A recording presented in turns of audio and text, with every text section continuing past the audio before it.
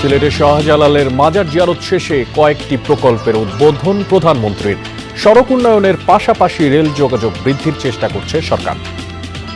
অবশ্যই রাস্তার উন্নয়ন, আমরা রাস্তার ক্ষেত্রে যোগাযোগ ব্যবস্থা উন্নয়ন করব, কিন্তু রেলটাকে আমরা ডেভেলপ করতে চাই। এখনো তলিয়ে আছে 4 জেলার হাওর অঞ্চলের বিস্তীর্ণ জমির ফসল। দ্বিগুণ মজুরি দিয়েও মিলছে না শ্রমিক। আধা পাকা ধান নষ্ট হওয়ায় দিশেহারা চাষিরা। ধান তো নদীর বাসায় চলে লেগে গেছে, আনা হয়েছে, এখন আর বৃষ্টির লেগে বানাইতে হয় না। হাওরের অবস্থা খুবই খারাপ, বলতে প্রতিদিনই পানি বাড়তেছে। মানে আগের দিন থেকে আটু পানি, পরের দিন ওই জায়গায় বুক পানি। হাম ও উপসর্গে দীর্ঘ হচ্ছে মৃত্যুর মিছিল। চুয়াডাঙ্গায় হাসপাতালে প্রাণ গেছে আরও এক শিশুর। প্রতিদিনই হাসপাতালে বাড়ছে রোগীদের ভিড়।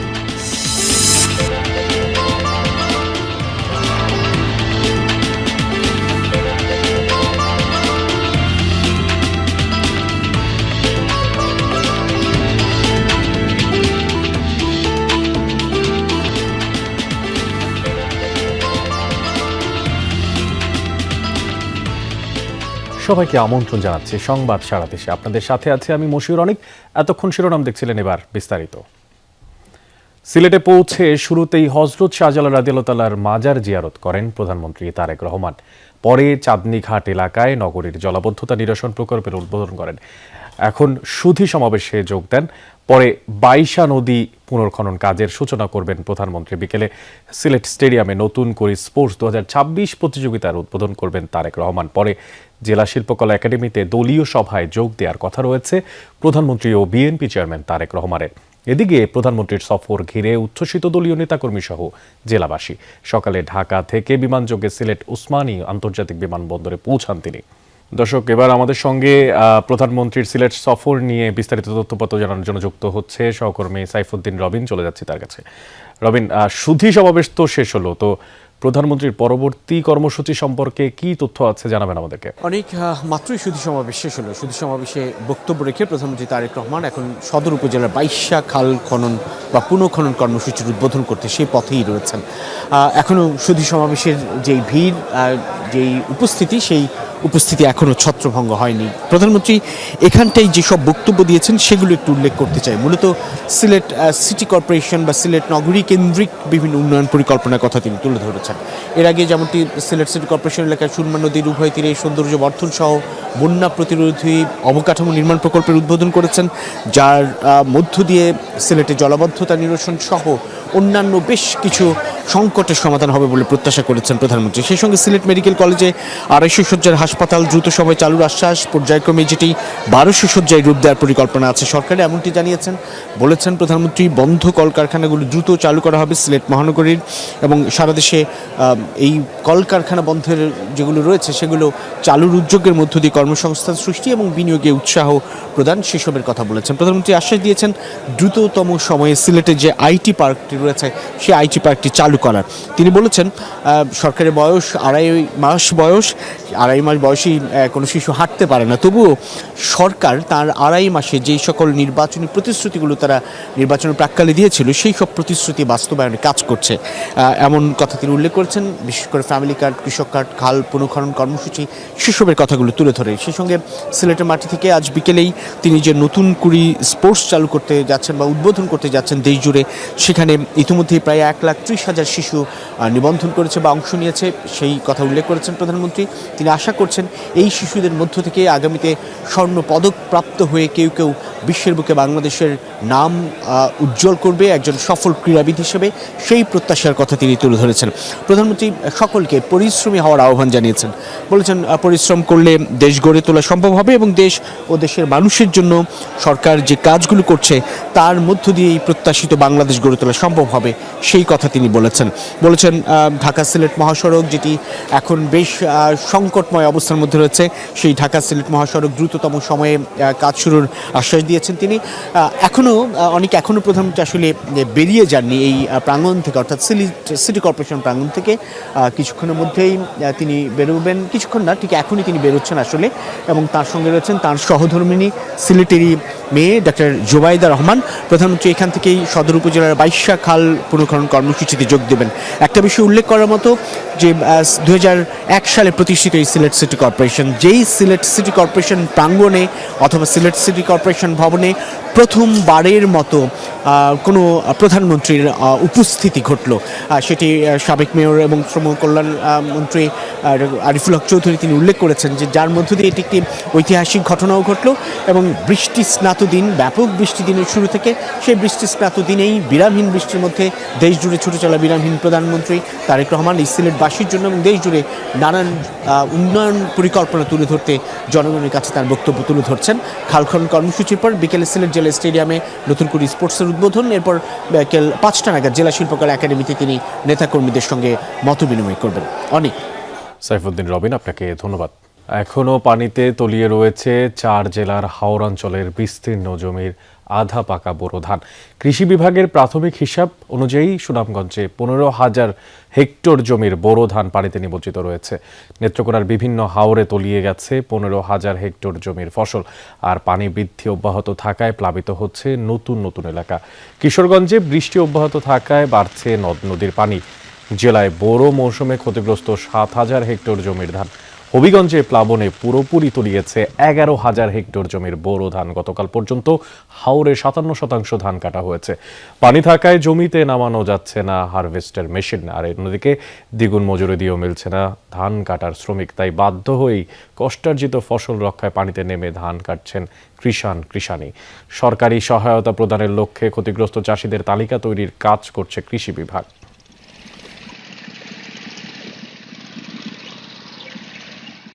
ধান তো নদীতে বাসায় জলে লয়ে গেছে গা, যা হয়ে আনা হয়েছে এখন আর বৃষ্টির লাগে আর বাঙাইতে হয় না। গলা পানির মধ্যে তোমার কৃষকদের কাটাইতেছে, ঠিক কাটাইও প্রথম আনো লাগে নৌকা, এরপর আনো লাগে আবার বোঝা দেওয়া ওই ফলার। হাওরের অবস্থা খুবই খারাপ, বলতে প্রতিদিনই পানি বাড়তেছে, মানে আগের দিন থাকে আটু পানি, পরের দিন ওই জায়গায় বুক পানি। এই বিষয়ে আরও বিস্তারিত খবরের জন্য আমরা সুনামগঞ্জ এবং নেত্রকোনা থেকে আমাদের সহকর্মীদের সঙ্গে যুক্ত হবে। তবে শুরুতেই সুনামগঞ্জে চলে যেতে চাই। সেখানে হাওড় অঞ্চলের খবরাখবর জানানোর জন্য আমাদের সঙ্গে আছেন সোহানুর রহমান। সোহান, এখন পর্যন্ত হাওড় অঞ্চলের কত শতাংশ ধান কর্তন হয়েছে, আর ধান কাটার জন্য শ্রমিক কি মিলছে কিনা, বৃষ্টি হচ্ছে কিনা, সে বিষয়টা জানতে চাই আপনার মাধ্যমে। মশিউর, এখন পর্যন্ত সুনামগঞ্জে 60% ধান কর্তন হয়েছে এবং 40% ধান কিন্তু এখনো জমিতে পানি মগ্ন জলমগ্ন অবস্থায় রয়ে গেছে। আপনারা দেখতে পাচ্ছেন আমার পেছনে একটি জমি, এই জমির ধান আজকে 5 দিন হয় পেকে গেছে, একদম শতভাগ পাকা। এই ধান কাটার জন্য কিন্তু কোনো শ্রমিক নেই। ধানের শীষের মাথাগুলো দাঁড়িয়ে আছে এবং হয়তো আর কিছুক্ষণ বৃষ্টি হলেই এই যে ধানের শীষগুলো উকি দিয়ে আছে সেই শীষগুলো ডুবে যাবে, অর্থাৎ পুরোপুরি তলিয়ে যাবে এই জমিটা। এইরকম সুনামগঞ্জের এখন পর্যন্ত 40% জমি জলমগ্ন অবস্থায় আছে। ধান কাটার জন্য যে মেশিন আছে, হারভেস্টার আছে, সেই হারভেস্টার গুলো কিন্তু এই জমিতে কাজ করতে পারছে না, যার কারণে শ্রমিক লাগছে। সনাতন পদ্ধতিতে শ্রমিকদের দিয়ে এই ধান কাটাতে হচ্ছে। কিন্তু সুনামগঞ্জে যে তীব্র শ্রমিক সংকট দেখা দিয়েছে, 1 মণ ধান দিয়ে 1,000-1,200 টাকা দিয়েও কিন্তু একদিনের জন্য শ্রমিক পাওয়া যাচ্ছে না, যার কারণে বাধ্য হয়ে আমরা দেখেছি 2-1 কৃষক তার ছোট ছোট সন্তান, স্ত্রী সহ পরিবারের যারা আছেন সবাইকে নিয়েই কিন্তু তারা এই ধান কর্তনে নেমেছেন। সুনামগঞ্জের কৃষকদের জন্য কিন্তু আগামী 7 দিন খুব একটা স্বস্তির খবর নেই, কারণ পানি উন্নয়ন বোর্ড জানিয়েছে আগামী 7 দিন সুনামগঞ্জে ভারী থেকে অতি ভারী বৃষ্টিপাত হবে। এবং যদি এই ভারী থেকে অতি ভারী বৃষ্টিপাত হয় তাহলে যে 60% ধান কাটা হয়েছে, 60% ধানের ধান নষ্ট হয়ে যাবে চারা গজিয়ে, এবং যে 40% সোহান, আপনাকে আমাদের সঙ্গে যুক্ত থাকার জন্য। এবার একটু নেত্রকোনার দিকে তাকাতে চাই। সেখানে আমাদের সঙ্গে সহকর্মী কামাল হোসেন যুক্ত হয়েছেন। কামাল, আমি দেখতে পাচ্ছি যে আপনার পেছনে ধান কাটা হচ্ছে এখনো, তো জানতে চাই যে আজও বৃষ্টিপাত হয়েছে কিনা, পাশাপাশি ধান কাটার জন্য শ্রমিক মিলছে নাকি তারা নিজেরাই নামছে মাঠে?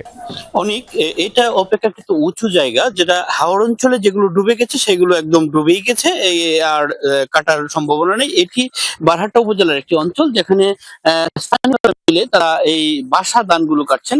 এখানের যে অবস্থাটা আবহাওয়ার, সেটা হচ্ছে যে এই বাসমান ধানগুলো আগামীকালকে সকালে হয়তো তলিয়ে যাবে, এরকম একটা পরিস্থিতি পরিস্থিতির মধ্যেই কৃষকরা এলাকার লোকজন মিলে নিজেদের জমি নিজেরাই ঘরে ওঠানোর চেষ্টা করছেন। আর শ্রমিকের যে বিষয়টা বলছেন যে শ্রমিক 1 থেকে 1,500 টাকা রোজ, এবং কোনো কোনো অঞ্চলে অর্ধেক জমির ধান অর্ধেক যারা কাটবে তারা নিয়ে যাচ্ছেন এবং বাকি অর্ধেক কৃষক পাচ্ছেন, এরকম একটা অবস্থার মধ্যে কিন্তু চলছে। আর এখানে যে বিষয়টা যে আগামীকালকে ধান কিনা শুরু হবে, কিন্তু ধান কিনা শুরু হলেও এখানে বছরে যে খোরাকি ওঠার সেই খোরাকি হবে না। আর এই কৃষকদের দুর্ভোগ আবহাওয়া পরিস্থিতি দেখে আসলে ভয়াবহতার দিকে যাচ্ছে। আশা করা যাচ্ছে যে বন্যা পরিস্থিতি আরো অবনতি হবে এবং কৃষকদের সংকট আরো বাড়বে। আমাদের সঙ্গে কামাল যুক্ত ছিলেন, আপনাকে ধন্যবাদ আমাদের সঙ্গে যুক্ত থাকার জন্য।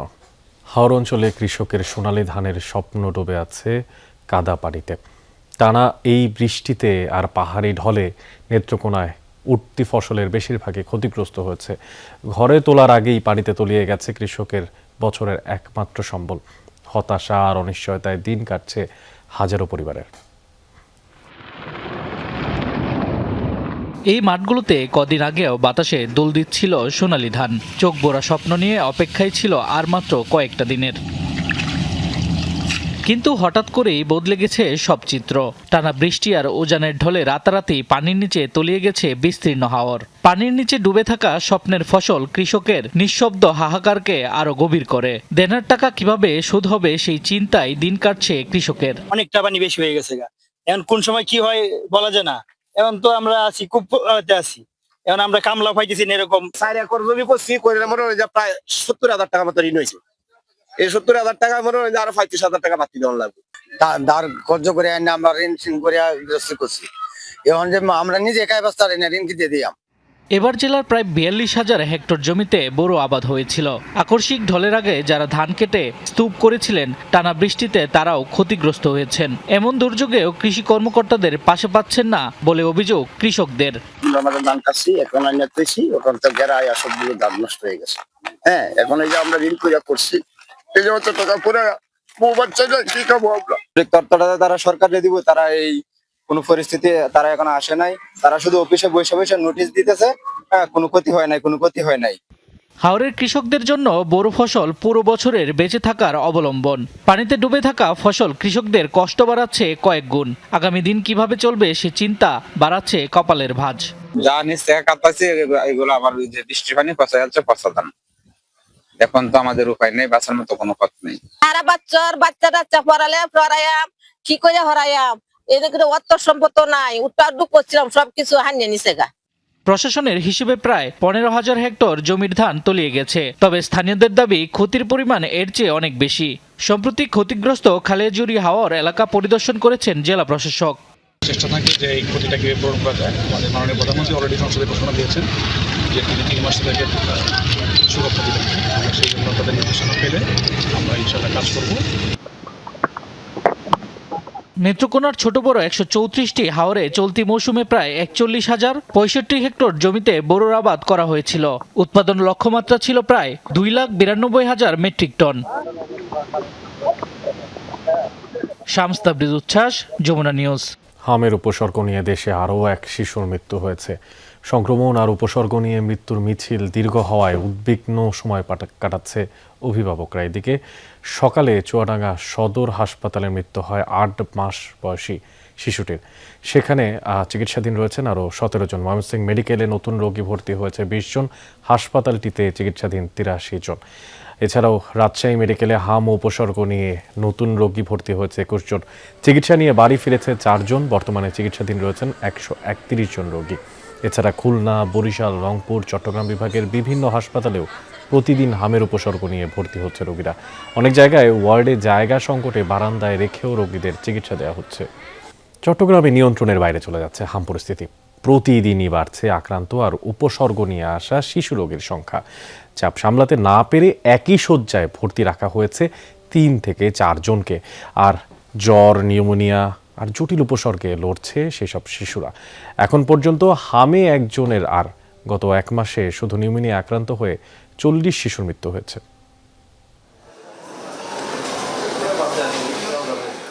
গত এক মাস ধরে হাসপাতালই যেন হয়ে উঠেছে আলিয়া বেগমের ঘরবাড়ি। পেশায় ভাঙারি ব্যবসায়ী এই নারীর এখন দিনরাত কাটছে চট্টগ্রাম মেডিকেল কলেজ হাসপাতালে। কারণ তার 4 শিশু সন্তান হামে আক্রান্ত হয়ে গত এক সপ্তাহ ধরে ভর্তি রয়েছে হাসপাতালে। কক্সবাজারের উখিয়ার এই বাসিন্দা জানান তার মোট 11 সন্তানের সবাই হামে আক্রান্ত হয়েছিল। 7 জন ইতোমধ্যে সুস্থ হলেও বাকি 4 জন এখনো চিকিৎসাধীন। শিশুদের গায়ে ফুসকুড়ির পাশাপাশি চোখ ও মুখে ঘা দেখা দিয়েছে। 11 জনারে হয়েছে, এখন 7 জন সুস্থ আর 4 জন এখানে আনছি। তাকে জ্বর, সর্দি, কাশ, নিঃশ্বাস, এইটা রক্ত যায় চোখ থেকে, গাল থেকে রক্ত যায়। সবাই একেবারে একে সেম টু, 11 জন সবার এক সেম টু। চট্টগ্রাম মেডিকেল কলেজ হাসপাতালে বর্তমানে হাম ও এর উপসর্গ নিয়ে ভর্তি রয়েছে 126 শিশু। আক্রান্তদের বেশিরভাগই কক্সবাজার, চকরিয়া, মহেশখালী, বাঁশখালী, পটিয়া, নোয়াখালী ও ফেনী জেলার বাসিন্দা। মুখের ভিতরে ক্ষত হয়ে গেছে, খাবার দাবার খাচ্ছে না, গলা ব্যথা বলতেছে, দাঁতের গোড়াগুলা সে খুব ব্যথা বলতেছে। অস্থিরতা করতো, মানে শরীর ঠান্ডা হয়ে যেত, আবার গরম হয়ে যেত, মানে জ্বর পড়তো আবার উঠতো। কুসুম গরম পানি দিয়ে মুছলে একটু চোখ খুলে আবার চোখ কাটে ফেলে। আজকে 15 দিন পর্যন্ত আমি আনোয়ারা মেডিকেল এখানে। স্বজনদের দাবি, হাসপাতালে ভর্তি অধিকাংশ শিশুই আগে হামের টিকা নেয়নি। আরা তো করতে পারছে না, আরা ডাক্তারের সাথে তো করছে আর কইতে আমার হাম কি জিনিস আরও করতে আর আমার বাচ্চার বয়স আছে 11 মাস। 9 মাসের যখন টিকা ছিল তখন ওর ঠান্ডার একটা জ্বর ছিল, তখন টিকা দিতে পারি নাই। হামটা এটা আমি পুরোপুরি জানতাম না, যদি জানতাম আমি তো কোনো কিছু দিয়ে হেলা করি না। যেদিন টিকা দেয় ওদিন ওরা জানতে পারে না, টিকা দিতে পারে না। চিকিৎসকরা জানান, জ্বর, সর্দি, কাশি, শরীরে ফুসকুড়ি এবং নিউমোনিয়ার মতো জটিল উপসর্গ নিয়ে প্রতিদিন শত শত শিশু হাসপাতালে আসছে। এর মধ্যে নিউমোনিয়ায় আক্রান্ত শিশুদের মৃত্যু ঝুঁকি বেশি।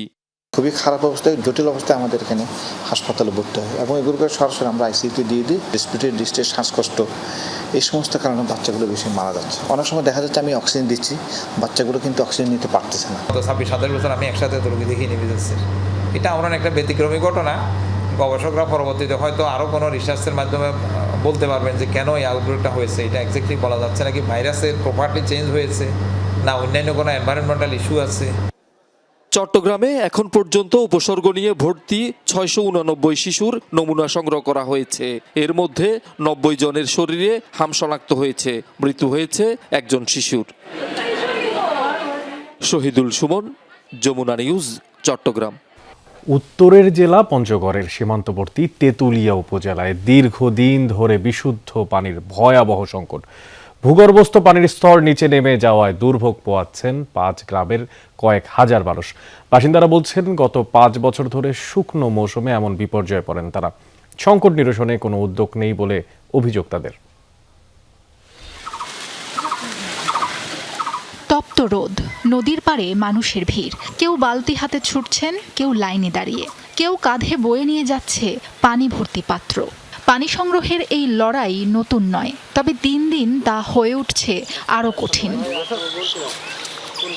পঞ্চগড়ের তেঁতুলিয়ার কয়েকটি গ্রামে দীর্ঘদিন ধরে দেখা দিয়েছে তীব্র পানি সংকট। বাসিন্দারা বলছেন, গত 5 বছর ধরে শুকনো মৌসুমে খাবার পানি থেকে শুরু করে দৈনন্দিন পানির চাহিদা মেটাতে হিমশিম খাচ্ছেন। আগে পানি সবসময় থাকতো, ভারতে ওই যে বন্ধ করে দিছে একটা ইয়া দিয়ে, সুইচ গেট দিয়ে, ওখানে 27টা গেট করছে সুইচ গেট দিয়ে। এখন নদীর পানি আমাদের দিকে নেই, যাও কিছু আছে ওই একবারে ভারতের দিকে চলে গেছে। আজকে 5-6 বছর ধরে ওনাদেরকে জিনিসটা জানাচ্ছি, কিন্তু বলতেছে বরাদ্দ আসলে করে দিব, সাবমার্সিবল বসাই দিব বরাদ্দ আসলে, কিন্তু এই পর্যন্ত বরাদ্দ হয় নাই, সাবমার্সিবল নাই। আমরা এই কষ্টই পোহাচ্ছি। ভূগর্ভস্থ পানির স্তর ক্রমাগত নিচে নেমে যাওয়ায় সিদ্দিকনগর, মোমিনপাড়া, সাহেবজোত, ঈদগাহ বস্তি ও পুরাতন বাজার সহ অন্তত 5 গ্রামের টিউবওয়েলগুলো অচল হয়ে পড়েছে। এলাকাবাসীর শেষ ভরসা হয়ে উঠেছে সীমান্তের মহানন্দা নদীর পাশে থাকা এই একটি টিউবওয়েল। সকালে আসে, লাইন ধরতে হয়, ধরুন যে 2-3 ঘন্টা লাগে দেয় লাইন ধরে পানি নিতে। নদীতে পানি না থাকলে আমাদের টিউবওয়েলেও পানি ওঠে না। এই নদী এটা বন্ধ, মানে পানি বন্ধ থাকার কারণে আমাদের পুরো গ্রামটাই পানি শূন্য হয়ে গেছে। এই পাশে 150, এই পাশে 150, 300 লোক পানি নাই দেখে এই সিরিয়াল ধরে পানি টিউবওয়েল থেকে, নদীর থেকে নেওয়া লাগে। একটা টিউবওয়েল গাছে আমরা তো অভিযোগ দিতে আসি মেম্বারকে, চেয়ারম্যানকে, অথবা মেম্বারও গুরুত্ব দেয় না, চেয়ারম্যানও গুরুত্ব দেয় না।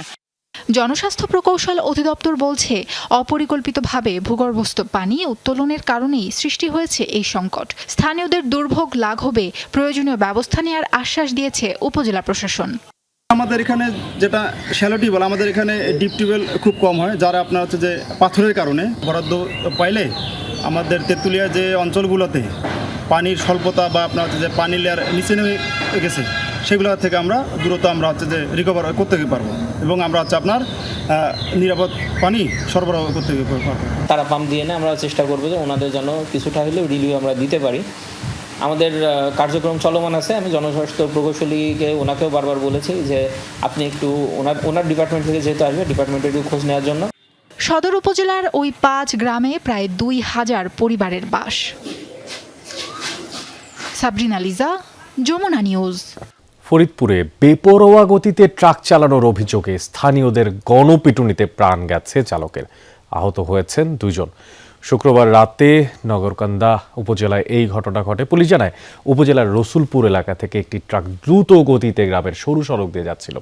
অস্বাভাবিক গতির কারণে এলাকাবাসী ট্রাকের গতিরোধ করে। পরে ট্রাকের ড্রাইভার ও হেলপার সহ 3 জনকে গণপিটুনি দেয় এবং ভাঙচুর চালায়।